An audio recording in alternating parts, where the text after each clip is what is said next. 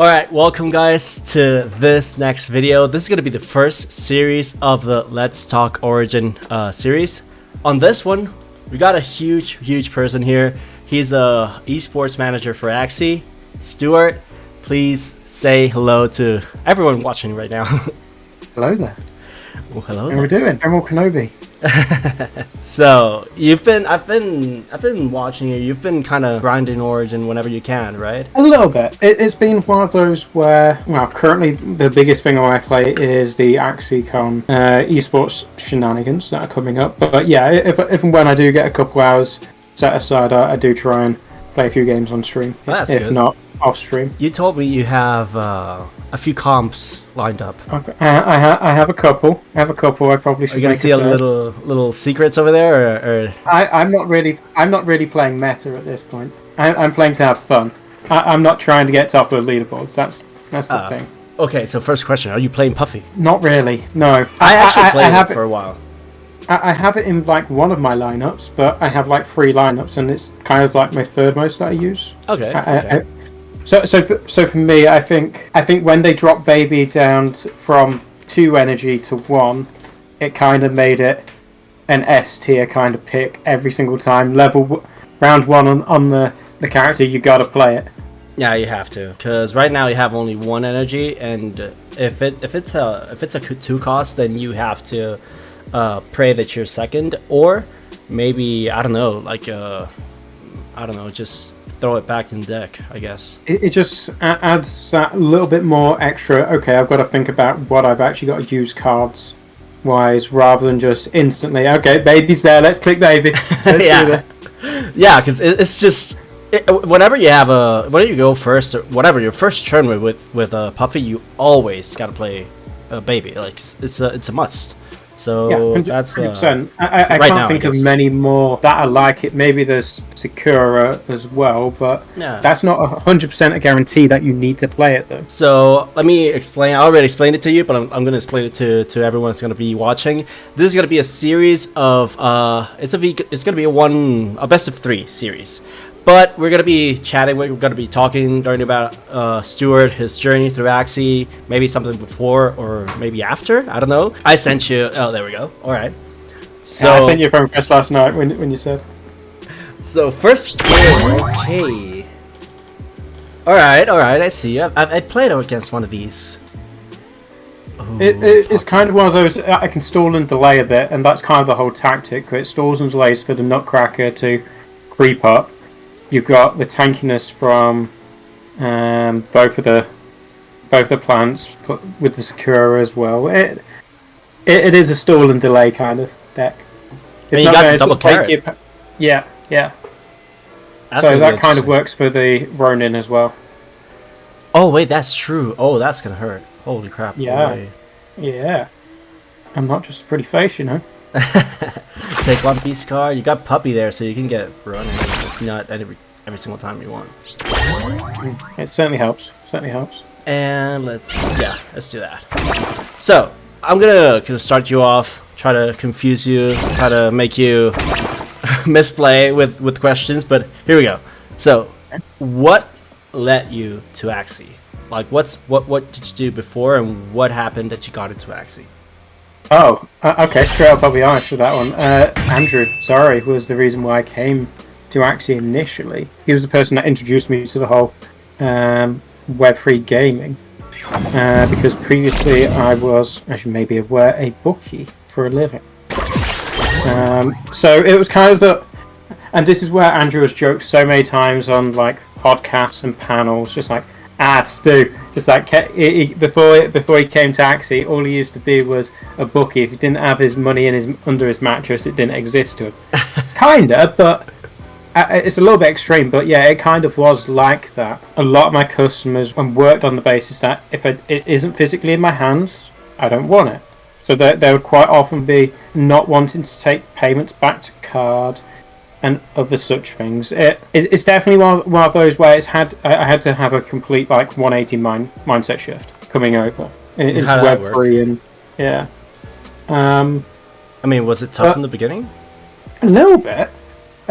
I was always used to having every 4 weeks. Okay, pay goes straight into a bank, and I never had to deal with any crypto or shenanigans like that before. It just felt kind of going from just like a whole new world and a whole new introduction.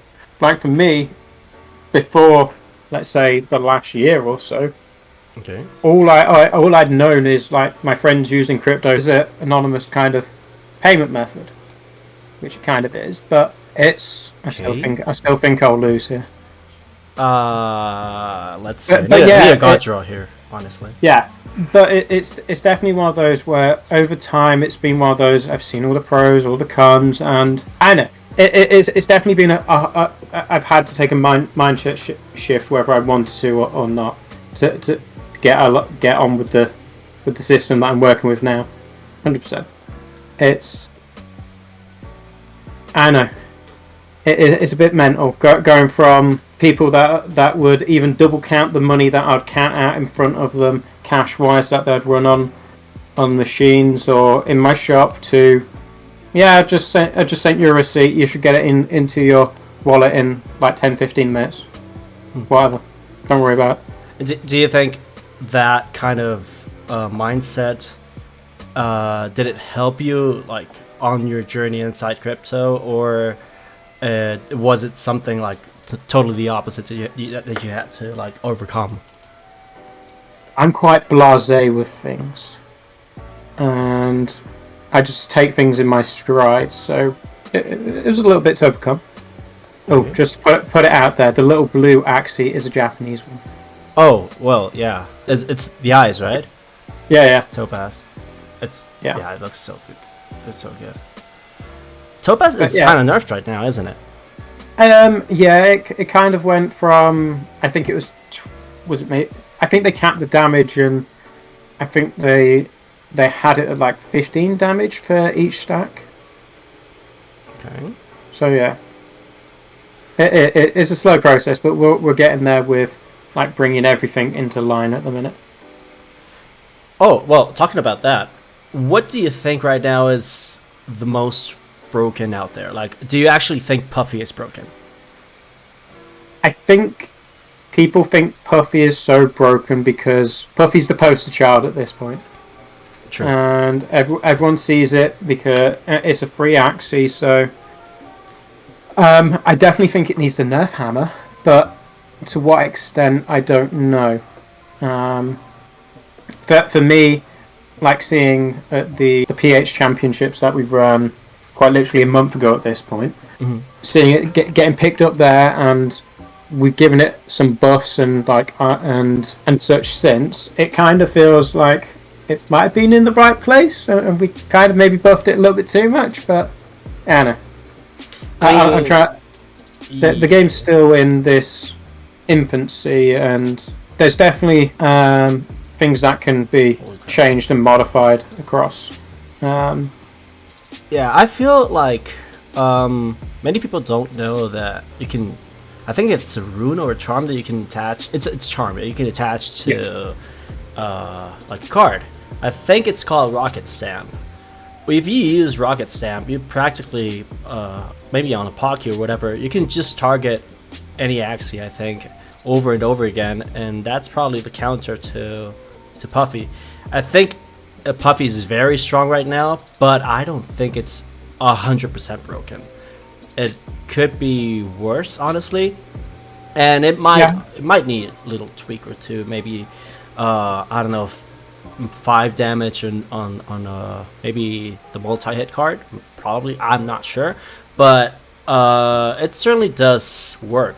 And we definitely had like more egregious things in our time in Axie that have caused more issues. That's true. Well, yeah.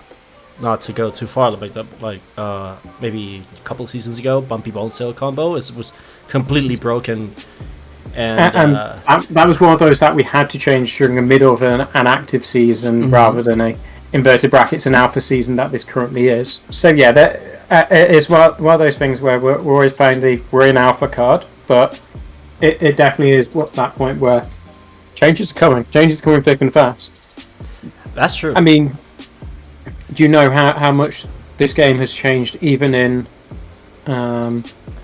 just like 3 weeks? Yeah, in the 3 weeks, yet alone, the 3 months that it's been released, it's changed a lot, and it's still going to keep changing. Like, we haven't even got to like official season 1 yet. We're still on an alpha season, yeah. And that's something that I think a lot of people just want changes, like straight away. They want the changes to come on the, like, I don't know, whenever they just tweet about it. Like, Puffy is so broken, and they think like Axie is gonna come up and say, yeah, okay, let's just hot fix it. But you can't do that, because if you do that, then that means that you're gonna have a lot more issues and bugs after that, which is something that you don't want. You gotta think smartly about what you're gonna do, because if you just touch something on the go, it might just bring up other issues that you don't want. I mean, you played enough MOBAs as an example over the years, and yeah. if like Riot or Valve listened to Reddit at any point over the last 10 years, the game would be destroyed. It wouldn't be what we know and love at this point. I've always said, if the community takes control of balancing, then the game is just gonna die, because everyone wants something different. Everyone wants. I mean, some people might be on track with one single Axie or champion that they want to nerf or buff, but if you just give free control to whatever the community says on that side, then it's not going to be the best. Oh yeah. Sometimes it might be right, honestly, because obviously the players that play every single day, but people gotta understand that obviously people from Sky Mavis play the game as well and know what's going on, and Balancing Team obviously play it as well. It's that thing where, fortunately, we're gamers. We're gamers first. So we do play a fair amount of the game itself. So I'm just adjusting my teams. I'm just tinkering with things. Let me know. But yeah, we play a lot of the game ourselves, and it's that thing of we're gamers first and such like that. And the thing is, we're not out there to create a game that even we won't want to play ourselves, and we try and creating as fun and balanced game for what we want to play as well as the public will. Exactly. That was what I was gonna say. That you obviously play it, and the fact that you play it every single day or whatever like free time you have, it means that you want to be there, not just just play because I want to see if there's something broken or if there's a bug or something like that, or because we are told to, whatever. I don't know, because that might be or might not be the instruction from Sky Mavis. But even if it was something that something from Sky Mavis that they told you guys, like, you got to play X amount of hours a day of Origin, then I think you would still play it if it wasn't, because you guys want something that you want to play, and this is your baby, and this is a game that you want to feel that's fun to play by yourselves as well. 100%. Yeah, we're like we always want we're always wanting that game that we want to play ourselves, and we won't make it a game that isn't fun and that the community won't enjoy. And I get it that people get frustrated because you've made changes to, like, insert card / thing here, and it frustrates certain community members. Just like, yeah, but that affects hers as well as everyone else out there, and it's not just a specific thing that we've targeted at insert person here, which people can quite often forget, seeing as there's money involved with this game. Yeah, that's the other thing. How do you balance game that requires players to, like, play and earn something from it? Because that's another topic, because players gotta earn from it. I think for me, it's getting the game to a point where we don't need to always modify, let's say, the card figures, and we're just more touching and modifying the like the runes and charms, and we want that to become the meta rather than just people needing to buy hundreds of Axies per season and what have you. Yes, we want breeding to occur, but like it all can't just be settled on the breeding side. Like the runes and charms are going to be a great way to change things, especially when they become like NFTs and you can use SLP to get them as well. True, because people want. I think people want the game to go the other way around. From what I'm thinking, people want like sinks right now. People want the well, not everyone, but some want like SLP going up again because you know what, I need it to earn. But I think that's not the way to go. If you do that, that might just bring other problems down the line later on. Yeah. I think the best way to do it is just, it's a game. We're talking about a game. We're not talking about obviously it has an economy. That's the thing. That's my probably like the issue maybe. I don't know. But it's a game and it has to be fun and it has to be stable and good for people to understand that after that is when you can just start to think about the whole economy around it. Cause let me ask you a question. How long was you playing games before you even got into play to earn games? Oh well, well I think I've been, for example, League of Legends. Yeah, League of Legends. I've been playing that for about I don't know, like 12 years. I earned nothing from it, and I always tell that to people. Like, okay, you want to earn from Axie. Okay, good. You earned from Axie like I don't know, maybe 5 months ago. You were doing good. You were happy. I don't know, all that. But tell me what you did before that. And tell me how many skins you bought from Fortnite or League of Legends, which is not a bad thing, because you can be a collector. You can be someone that wants all the skins and all the different I don't know, avatars, whatever. And that's not that's not bad that you want that. The only thing that I tell them is that what did you gain from it, as in like money from it? It's nothing. Like your challenger, you can get to challenger on League of Legends, and you're not gonna get anything. Probably a challenger jacket. That's what they gave some of the challengers, a top 100, I think, from NA, and maybe a challenger backpack at some season. But that's about it. Like for me, it's compare, let's say, our model to let's take Riot or whatchamacallit, Dota as an example. It's gone from, like, let's say us being at times the maximum extractors, as in the game developer, to at times the community being the maximum extractors. Mm-hmm. And it needs to be finding that halfway house where the community wants to put in to get, like, if there's breeding events that happen, if there's like new charms and such are released and they want to be able to use their stuff to get them, but yeah, we want them to be able to get a little bit out now and then, but it's all got to be done in a fair, balanced way, economy-wise. We don't want it all to be just inflationary. We want some deflation mechanics, which are coming soon. Soon TM? Soon TM.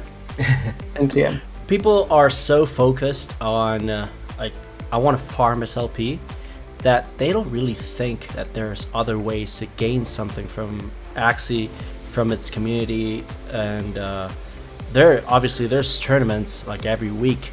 You can gain something from that, but not only that. You can obviously just, I don't know, you can do so many things. You can rewrite what you are and say, you know what, I'm gonna become someone that does some illustrations. I'm gonna learn how to illustrate Axies and stuff like that. I'm gonna learn how to edit videos. I'm gonna put some content out there. It's not the only way that Axie gives you a platform, like not just earning SLP.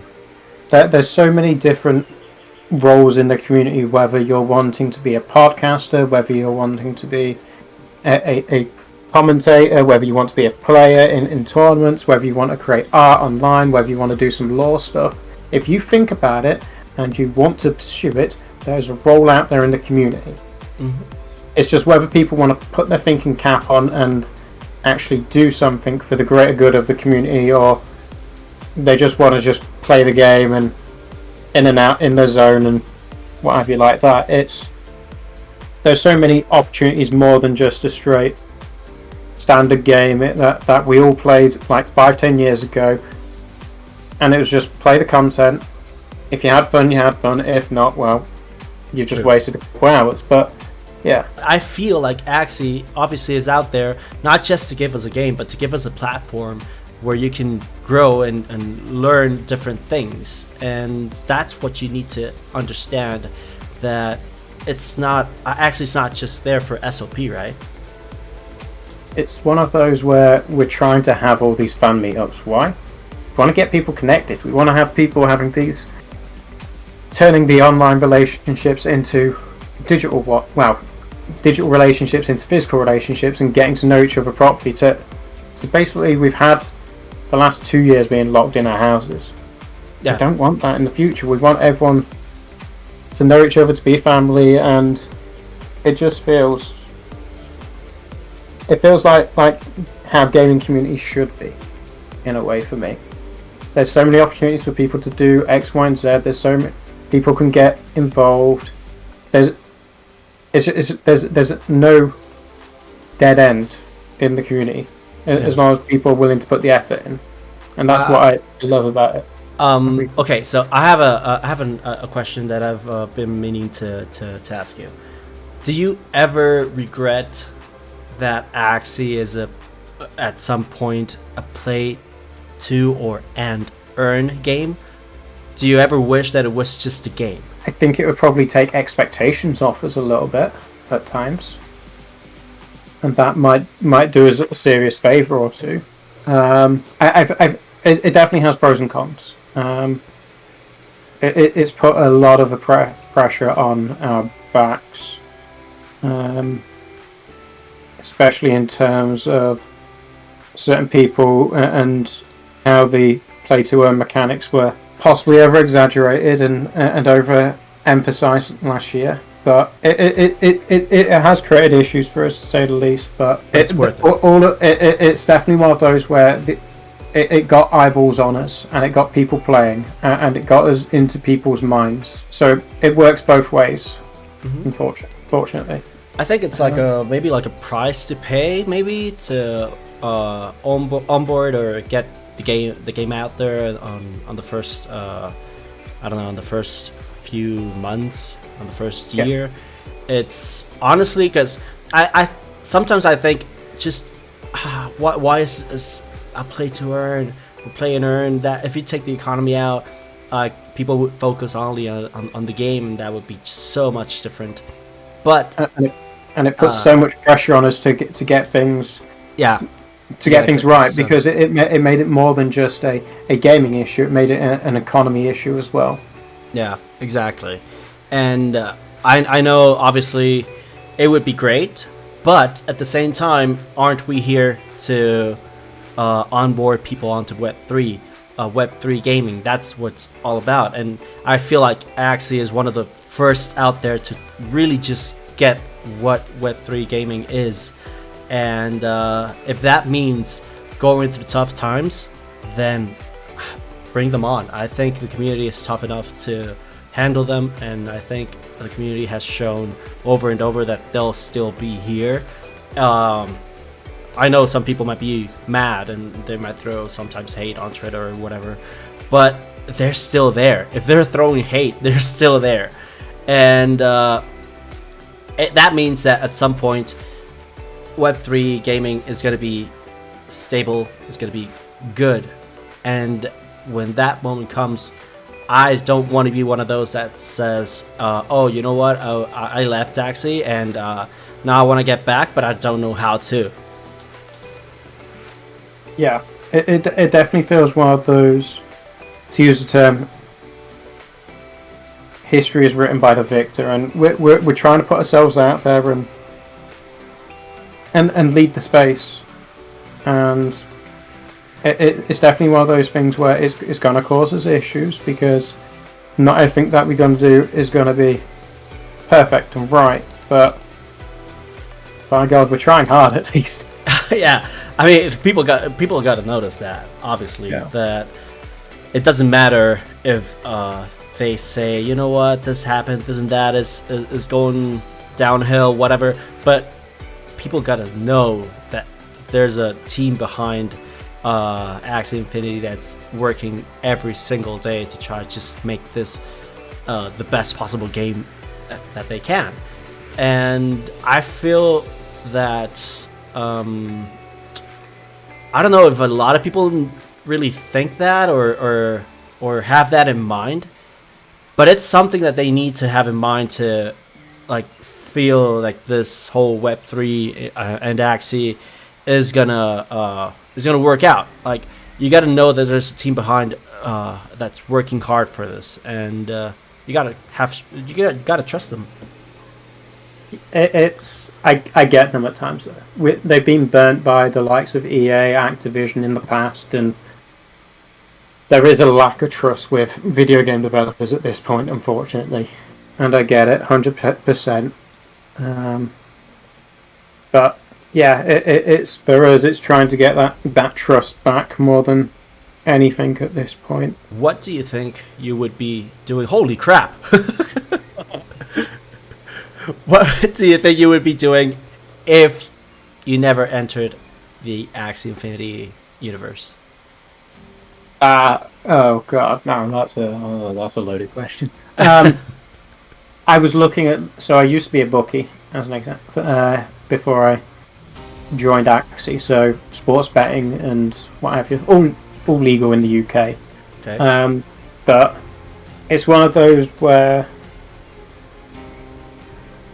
I was kind of looking at leaving in like January 2020, and it was one of those where, because COVID came and all that kind of jazz, I kind of basically bit my tongue and stuck it out for a little bit. I stuck it out until like October last year, but it still was one of those where I wasn't happy in my old job. Let's go with that one. Okay. So I was looking at leaving anyway. It was just a case of what to. I had a history in web admin for the local department stores, and I was still in the esports space anyway because I'm still the Dota 2K admin on Facebook and Discord. But if it wasn't esports like what I'm doing now, or Web3 like I'm doing now, there were still opportunities to do something esports related. I don't know what though. Yeah, I don't think it would be like what I'm doing now. Let's go with that. Do you think it would be on Web3 though? I don't know. Probably not. I'm an esports guy first. Let's go with that. Okay. The Web3 is a bonus and great for me to get into, but I've been esports since quite literally 2009 at this point. So yeah, you were there first. Yeah. But esports was my first love, and then Axie's just a bonus part of it, if that makes sense. So if we take that, like that train of thought that I think is the most logic one, I think that would help people understand a lot more of what's going on with the game. Because what we could say is, what we could ask people is, what were you before Web3? And they would obviously say, okay, I was a gamer or something like that, because most of the people in Axie are gamers, were gamers, and still are. So we can ask that. What were you before? Okay, you were a gamer, right. And thinking as a gamer, what do you think is better? The economy or having a good game? And that's when people will start to kind of realize that, oh, wait, yeah, that's kind of true. So having a good game means having a good future for not just the game, but the company and the whole community. I think that's kind of like the topic that needs to be brought up every once in a while when people start talking about it. I don't know. Whenever someone tells me that, I just go and tell them that, and they'll go like, well, yeah, kind of, but yeah, they don't really have a way to answer to it, because deep down they know that it's true. They're a gamer, and what they want and what they need is a game to be playable and to have a good time playing it, not just like, okay, I'm gonna get in and have a few clicks and get some money out of it. It was that thing of, if the game wasn't fun, then people wouldn't be around whether the economy is good or not. Yeah, I've seen loads of games just go down just because they're bad, and the economy might work, but yeah. I mean, we're not meant to official policies, we're not meant to shoot down on other games and other smaller projects. But I remember, like at the start of the year, there was this hype cycle around Peg Axie, and where is it now? And what happened? Yeah. There's jumping on the bandwagon for jumping on a bandwagon is not always gonna be the play, unfortunately. I think they focus too much on the economy part, and that just ruined the game. Well, what was the game? It was watching a computerized simulation in front of you. It wasn't really a game. It wasn't a game for me. Yeah, that's true. They were just, honestly, just like maybe betting, I guess. I don't know, luck. Yeah. It was basically, for me at least, a digitalized slot machine in Web3. And there were a lot of games like that one as well. And I don't think they're around anymore. For me, at least on an esports level, what divides, let's say, a game is the ability to have like different levels of skill. Just sat there and clicking play and watching your digital horse run is not a game for me. So that's why I kind of Axie that there's these different levels of skill, and you can see that between the top levels of player. And not only do you need to be good with what order to play cards and stuff like that, but there's also the whole like knowing all the compositions. It's more than just a straight binary yes or no. Am I good at this? There's multiple levels to it. Yeah, I think one way to get people to see that Axie is like a true game is seeing that a lot of people that came from games like Hearthstone, pros from Hearthstone, Yu-Gi-Oh, Magic, all that are still good at this game, which means that this game must have something mechanically or behind the scenes as how it has to be played, like those before it. And because if I don't know, if it weren't just a game, then anyone could come and just be the best at it. Like if it's just a simple click and nothing behind, just picking the card and just throwing the card at it, then yeah, I get it. It wouldn't be that great, right? But if you have pros from other games before coming to Axie and being good here as well, then that means there must be a relation between those. Yeah. It's one of those where, as you probably noticed on the leaderboards yourself, those who were, let's say, the upper echelon in Axie Classic have tended to be the upper echelon for Origin as well. That's true. The skills transfer. Yeah. And that's another thing. And I think one of the biggest changes to Origin came maybe, I think, like 2 weeks ago. And I don't know. It was just like a switch. Everyone started loving Origin straight away. And I think I felt so happy when I saw people saying something like, okay, you know what? I'm having fun. Like fun, actual huge fun playing the game. And I think that happened so quick.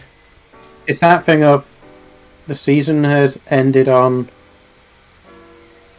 Classic. You had people's priorities started to shift, and it was just one of those where people looked to the future, like they were seeing the changes that we're doing, and it's been steps over time. 100% admit that it's been steps over time, but people have seen how far forward the game has come, and they know that that's where our resources are going in the future. And it's slowly starting to click for everyone that we're wanting to make this succeed, no matter what the costs are at this point.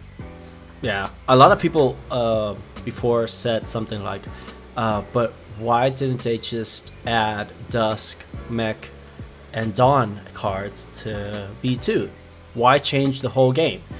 And now I would like to ask those people if you think that would have been better than just having this whole new game and how it is right now and how it's going to be. Because if it's this good right now, I can barely just think how it's gonna be like down the line.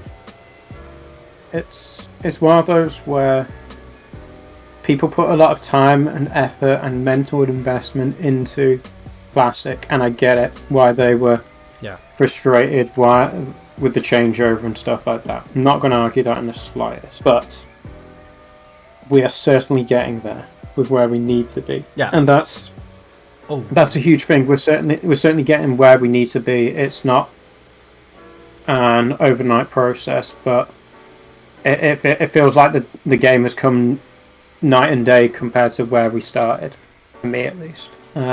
It's good to see the old guard, whether it be the Elijahs of the world, slowly coming across and putting their effort and their time and their mental resources towards Origin. It symbolises a lot that we're winning the community over, and it's not just buyers spamming on social media. It's because we're actually making a decent game, and people are looking at what we're doing, and it's people agreeing with what we're doing, and people want to play the game. Yeah, exactly. That people wanting to hop on board just because of the game itself. Yeah, that's what I love, and I think that's just that's huge for what's coming down the line. And I think I would like to kind of like wrap this up with another question. Where do you think Axie is headed, and what do you think might make that come faster? That is a solid question. Where do I think we're going? I hope, and to break into the mainstream on a more accepted basis. I want us to be accepted by the traditional gaming space a little bit more, and have the traditional esports brands come aboard. Like, how many big household Web2 names do we have on board at the minute? There's not that many. Yeah. Team Secret, but that's about it. I think there's definitely room to get a more consistent and a bigger scene that gets more eyeballs and what have you. But I think it's one of those where there's little things like the economy that needs to be brought online first. There's game fixes and patches that need to be done first. It's going to be a process. Yeah, it's definitely one of those where it's not going to be overnight. But let's say coming up to, in theory, AxieCon 2 or 3, I think the game and the community and sentiment is going to be in a hell of a lot better shape than it is now. Mm-hmm. Things are going to be changing, I generally think, for the better, and I'm positive for the future. It's one of those where, and I know for certain people, having AxieCon in Spain was frustrating, disappointing, whatever you want to say, but I think it's going to be a great time. And it's one of those where, for logistics, for COVID restrictions at the time when we was looking into things, thinking how many cities could and arenas could possibly hold what we want to hold. Yeah. What places haven't been done to death with, like, Web3 conventions. Barcelona is still kind of a destination city.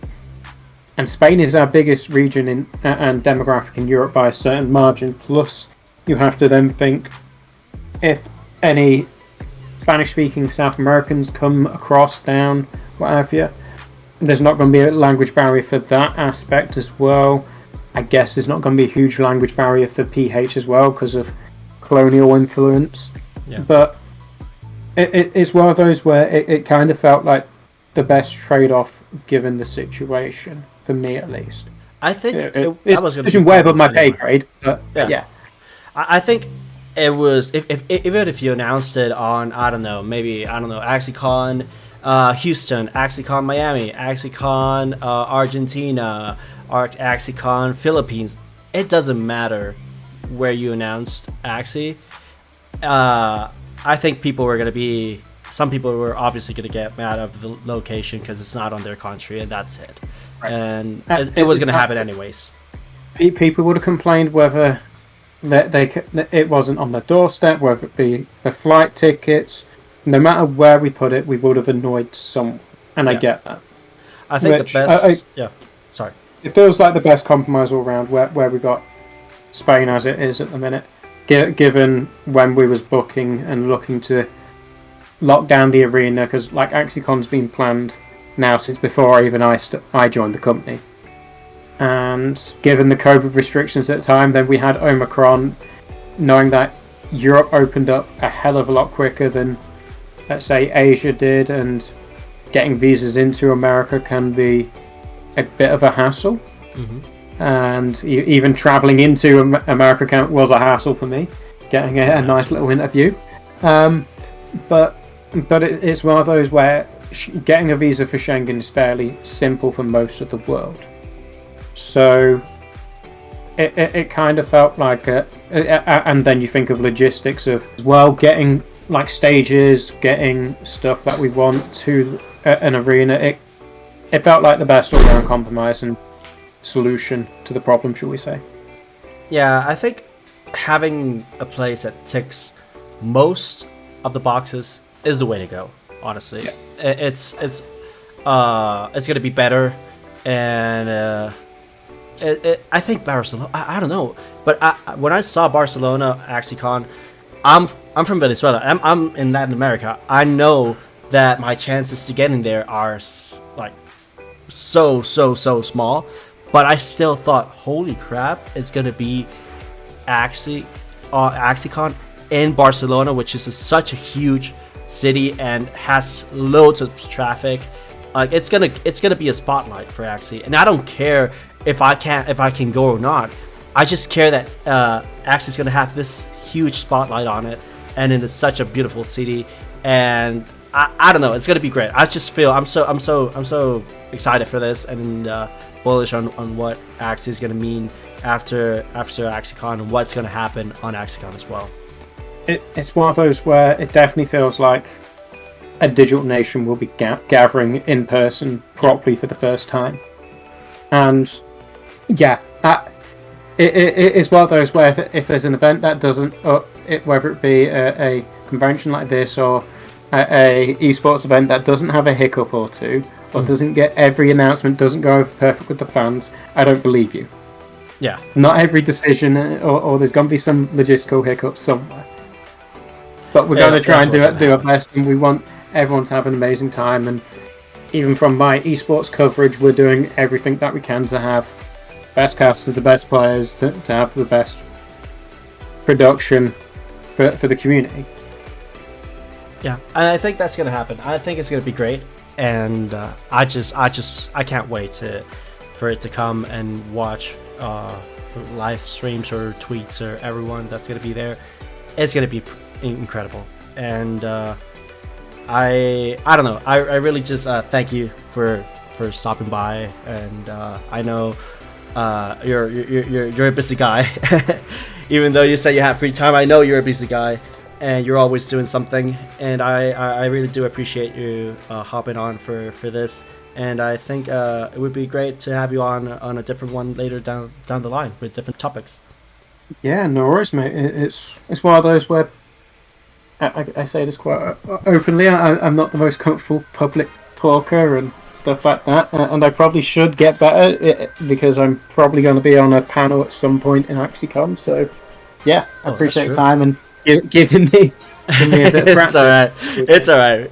This could be your practice, and maybe down the line we get another one in, and I'll see your speech at AxieCon. Fingers crossed. Thank you so much, Stewart. Yeah, no worries, mate. Bye, dude. So yeah, that was Stewart, Axie Esports manager, and we're gonna be doing these. I actually won 3-2, and I think I was good. I think my team was solid, but more than that, great topics here, and I hope we can have them obviously down the line as well. I'm planning something. I hope I can get that person on to play some games as well and talk about Axie. And yeah, I hope to see you guys on the next one.